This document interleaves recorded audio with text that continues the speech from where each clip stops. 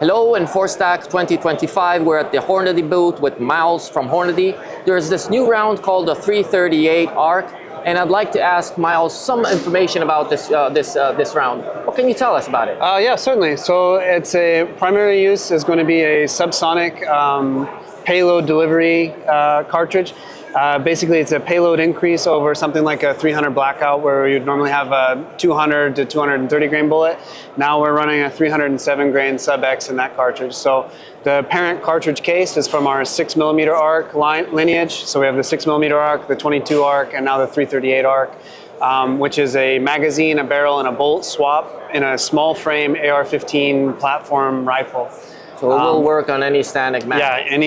Yeah, the magazines will have to be specific to the ARC family. Oh. But the magazine well is the same. So basically an upper and a magazine swap, and then you have the upgraded cartridge.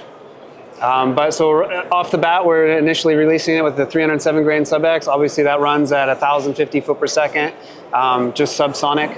And then we also have a 175 grain black load that is basically just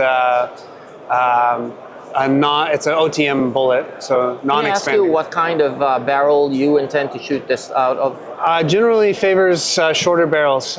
We've tested it down as short as 7 inches, but from 7 to 16 inches, almost no change in muzzle velocity.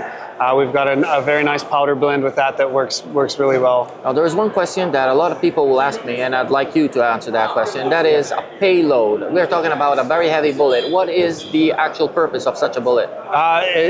You get more temporary and permanent wound cavity, basically. With this bullet, it begins expanding immediately, and it creates a bigger path of destruction as it goes through a target, basically. Wow. So what is the average range at which I would look into shooting this gun?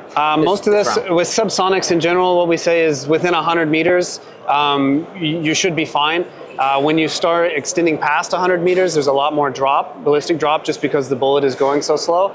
But the accuracy is there with this cartridge out to 300 meters. You still have expansion and terminal behavior at least to 300 meters. So if you can compensate for the drop, it should be no problem.